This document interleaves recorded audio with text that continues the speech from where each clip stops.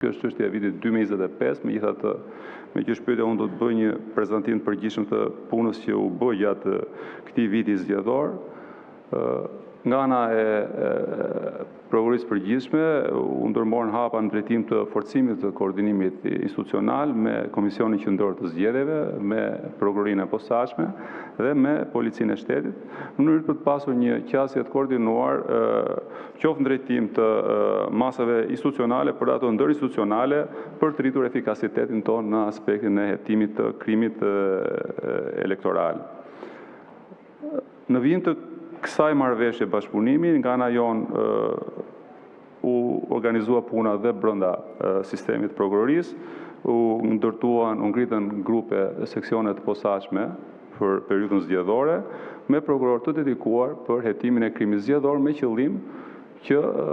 këta prokurorë në punën e tyre prioritet të kishin kryesisht hetimin e krimit e këtij krimi. Pra këto ishin masat në pikpamje themi administrative të cilat u morën dhe me qëllim për të forcuar kapacitetet tona në drejtim të performancës, rritjes performancës së hetimit të këtyre krimeve. Tani janë një sër çështjesh penale për cilat ka filluar hetimi, ku edhe për veprën penale për cilën ju referoni, është neni 328A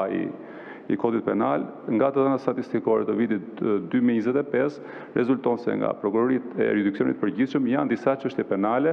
nuk mund ta them sot numrin e saktë të tyre, por me sa kam parë janë tërësi të shpërndarë në të gjithë territorin e Republikës, që lidhen me përdorimin e administratës publike apo qoftë edhe me